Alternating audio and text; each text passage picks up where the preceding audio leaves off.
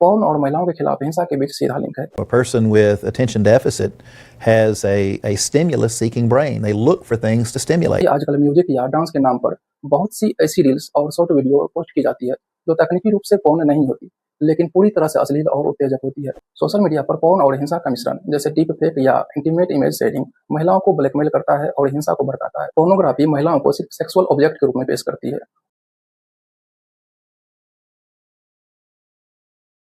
नमस्कार दोस्तों, आज हम एक ऐसे विषय पर गहराई से बात करेंगे जो हमारे समाज की जड़ों को खोखला कर रहा है।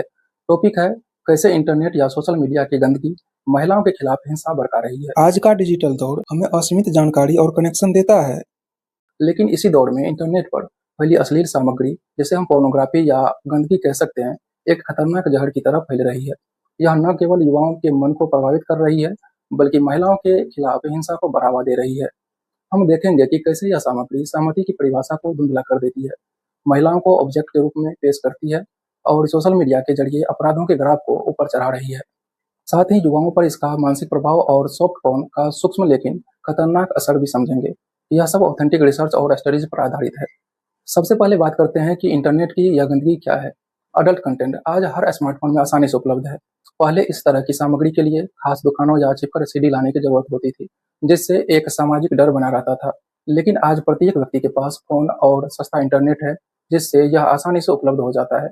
साथ ही आजकल म्यूजिक या डांस के नाम पर बहुत सी ऐसी रील्स और शॉर्ट वीडियो पोस्ट की जाती है जो तकनीकी रूप से पौन नहीं होती, लेकिन पूरी तरह से अश्लील और उत्तेजक होती है, जो सॉफ्ट पॉर्न की श्रेणी में आता है। यह सामग्री बच्चों और युवाओं के लिए सबसे ज्यादा खतरनाक है, क्योंकि यह नॉर्मल कंटेंट के बीच चिपक आती है। सोशल मीडिया ऐप्स का एल्गोरिदम आपकी पसंद को ट्रैक करता है। यदि कोई यूजर गलती से भी किसी अश्लील या सॉफ्ट पॉर्न पर रुक जाता है, तो ऐप उसे वैसी ही और अधिक सामग्री दिखाना शुरू कर देता है। यह एक लूप बन जाता है। एक रिपोर्ट के अनुसार दुनिया भर में 90% से ज्यादा पुरुष और 60% से ज्यादा महिलाएं पॉर्न का सेवन करती है। लेकिन क्या यह सिर्फ मनोरंजन है? नहीं, यह एक सामाजिक बुराई है जो स्क्रीन से निकलकर सड़कों पर हिंसा का रूप ले रही है। कुछ अध्ययनों में पॉर्न के फायदे बताए गए हैं, जैसे सेक्सुअल एजुकेशन या तनाव कम करना, लेकिन अधिकतर रिसर्च इसके नकारात्मक प्रभावों पर जोर देती है, जैसे मानसिक स्वास्थ्य पर असर और रिश्तों में दरार आदि। एक मेटा एनालिसिस में पाया गया कि पॉर्न का सेवन महिलाओं के खिलाफ यौन हिंसा के समर्थन वाली एटीट्यूड्स से जुड़ा है। आइए अब बात करते हैं सहमति की। अश्लील कंटेंट में अक्सर सहमति को नजरअंदाज किया जाता है। पॉर्न वीडियोज में महिलाओं को ऐसे दिखाया जाता है जैसे वे हमेशा तैयार हों, बिना किसी साफ साफ सहमति के। एक अध्ययन में पाया गया कि पॉर्न का नियमित सेवन करने वाले युवा सहमति को कम महत्व देते हैं और असहज महसूस करते हैं जब वे सहमति मांगते या देते हैं। युवा, खासकर किशोर, पॉर्न को रियल लाइफ सेक्स का मॉडल मान लेते हैं। नतीजा, वे सोचते हैं कि नो का मतलब मे बी है, जो बलात्कार या यौन हिंसा को बढ़ावा देता है। स्पेन के एक अध्ययन में पाया गया कि पॉर्न महिलाओं को वस्तु के रूप में दिखाकर सहमति और सम्मान को नजरअंदाज करता है, जिससे किशोरों में गैर सहमति वाली सेक्स को सामान्य मानने की प्रवृत्ति बढ़ती है। इससे महिलाओं के खिलाफ हिंसा की जड़ें मजबूत होती है, क्योंकि युवा मन में सहमति की परिभाषा धुंधली हो जाती है। अब महिलाओं की ऑब्जेक्टिफिकेशन पर आते हैं। पोर्नोग्राफी महिलाओं को सिर्फ सेक्सुअल ऑब्जेक्ट के रूप में पेश करती है। उनकी भावनाएं, इच्छाएं या व्यक्तित्व को कोई महत्व नहीं दिया जाता। एक रिसर्च में पाया गया कि पोर्न का सेवन महिलाओं को ऑब्जेक्ट के रूप में देखने की प्रवृत्ति बढ़ाता है, जो सेक्सुअल हिंसा की जमीन तैयार करता है। युवाओं में यह गलत छवि बनती है कि महिलाएं सिर्फ पुरुषों की खुशी के लिए है। एक मल्टीनेशनल स्टडी में देखा गया कि पोर्न महिलाओं को सेक्स ऑब्जेक्ट के रूप में दिखाकर समाज में सेक्सुअल ऑब्जेक्टिफिकेशन को बढ़ावा देता है। इससे युवा पुरुषों में महिलाओं के प्रति सम्मान कम होता है और वे उन्हें इंसान की बजाय वस्तु मानने लगते हैं। नतीजा, घरेलू हिंसा, यौन उत्पीड़न और बलात्कार जैसी घटनाएं बढ़ती हैं। फेमिनिस्ट क्रिटिक्स जैसे गेल डाइंस कहती है कि पोर्न संस्कृति को पोर्निफिकेशन कर रही है, जहां महिलाओं की वस्तुनिष्ठता सामान्य हो गई है। एक अन्य अध्ययन में पाया गया कि पोर्न का सेवन पुरुषों में महिलाओं के प्रति हॉस्टिलिटी बढ़ाता है, जो इंटीमेट पार्टनर वायलेंस से जुड़ा है। यह ऑब्जेक्टिफिकेशन युवाओं के मन में महिलाओं की गलत छवि बनाता है, जो लंबे समय तक समाज को प्रभावित करता है। सोशल मीडिया इस समस्या को और बढ़ा रहा है। फेसबुक, इंस्टाग्राम और टिकटॉक जैसी प्लेटफॉर्म्स पर मिसोजिनिस्टिक कंटेंट महिलाओं के खिलाफ नफरत भरा सामान आसानी से फैलाता है। एक रिपोर्ट में कहा गया कि 58% महिलाएं सोशल मीडिया पर ऑनलाइन हैरासमेंट का शिकार होती है। यह डिजिटल हिंसा महिलाओं को चुप कराने का काम करती है, जो राजनीति और समाज में उनकी भागीदारी को कम करती है। उदाहरण के लिए यूनेस्को की सर्वे में 73% महिला पत्रकारों ने ऑनलाइन हिंसा का सामना किया। सोशल मीडिया पर पोर्न और हिंसा का मिश्रण जैसे डीप फेक या इंटीमेट इमेज शेयरिंग महिलाओं को ब्लैकमेल करता है और हिंसा को भड़काता है। यह माइनोस्फीयर महिलाओं के खिलाफ नफरत फैलाने वाला ऑनलाइन इकोसिस्टम को मजबूत करता है, जो युवाओं को प्रभावित करता है। एक अध्ययन में पाया गया कि social media algorithm misogynistic content को एम्पलीफाई करते हैं, जो युवाओं को हिंसा की ओर धकेलता है। इससे ऑनलाइन मिसोजिनी रियल वर्ल्ड हिंसा में बदल जाती है, जैसे कि महिलाओं के खिलाफ हमले या उत्पीड़न।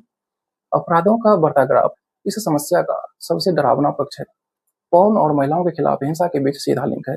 एक मेटा एनालिसिस में पाया गया कि पॉर्न का सेवन पुरुषों में यौन आक्रामकता बढ़ाता है। इंग्लैंड और वेल्स में ऑनलाइन चाइल्ड सेक्सुअल एक्सप्लॉइटेशन 26% बढ़ गया और यह महिलाओं के खिलाफ अपराधों से जुड़ा है। भारत में भी एनसीआरबी डेटा दिखाता है कि यौन अपराध बढ़ रहे हैं और एक्सपर्ट्स इसे इंटरनेट पॉर्न से जोड़ते हैं। पॉर्न हिंसा को सामान्य बनाता है, जो युवाओं में हिंसा को बढ़ावा देता है। इससे सड़कों पर बलात्कार और उत्पीड़न की घटनाएं बढ़ती है। अपराधों का यह बढ़ता ग्राफ इंटरनेट की गंदगी से सीधे प्रभावित है, जो समाज में हिंसा को सामान्य बनाता है। मानसिक प्रभाव की बात करें तो युवाओं पर यह विनाशकारी है। फोन का सेवन डिप्रेशन, एंजाइटी और रिलेशनशिप प्रॉब्लम्स बढ़ाता है। I don't know if it's an antidote. I think pornography ends up being something that people use to cope with life, whether it's depression, anxiety, or even ADHD, attention deficit hyperactivity disorder. There's a high correlation between sex addiction and ADHD. Not saying that one causes the other, but a person with attention deficit has a stimulus-seeking brain. They look for things to stimulate. Well, what does pornography do? It does stimulate, so that a person maybe that's not able to stay focused on like a book long enough to read a book can spend hours upon hours on the internet looking at pornography because it's so very stimulating. किशोरों में यह sexual uncertainty और असंतोष पैदा करता है। एक अध्ययन में पाया गया कि पॉर्न एक्सपोजर युवाओं में मानसिक स्वास्थ्य समस्याएं बढ़ाता है, जैसे आक्रामक व्यवहार और सेक्सुअल एडिक्शन। युवा ब्रेन विकसित हो रहा होता है और पॉर्न इसमें बदलाव लाता है, जैसे इमोशनल रेगुलेशन में समस्या। इससे युवा अलग थलग पड़ जाते हैं और समाज से कट जाते हैं। यह मानसिक प्रभाव लंबे समय तक रहता है, जो युवाओं की उत्पादकता और रिश्तों को प्रभावित करता है। सॉफ्ट पॉर्न का असर युवाओं पर और भी सूक्ष्म लेकिन खतरनाक है। सॉफ्ट पॉर्न जैसे semi explicit content social media पर युवाओं को धीरे धीरे पॉर्न की ओर धकेलता है। एक रिसर्च में पाया गया कि सॉफ्ट पॉर्न युवाओं में सेक्सुअल ऑब्जेक्टिफिकेशन बढ़ाता है और सेक्सुअल वायलेंस को सामान्य बनाता है। किशोरों में यह बॉडी इमेज प्रॉब्लम और आत्मसम्मान कम करता है। सॉफ्ट पॉर्न युवाओं को एडिक्टिव बनाता है, जो बाद में हार्डकोर पॉर्न की ओर ले जाता है और इससे महिलाओं के खिलाफ गलत धारणाएं बनती है। अंत में यह समस्या गंभीर जरूर है, लेकिन इसका समाधान संभव है। इसके लिए हमें सही सेक्स एजुकेशन, पेरेंटल कंट्रोल और सख्त कानूनों की जरूरत है। युवाओं को यह समझना जरूरी है कि इंटरनेट पर मौजूद अश्लील सामग्री उनके सोच, व्यवहार और समाज पर क्या नकारात्मक प्रभाव डाल सकती है। साथ ही सोशल मीडिया प्लेटफॉर्म्स को भी अपने कंटेंट मॉडरेशन को और मजबूत करना होगा। याद रखें, स्क्रीन पर दिखाई देने वाली यह गंदगी कई बार सड़कों पर हिंसा के रूप में सामने आती है।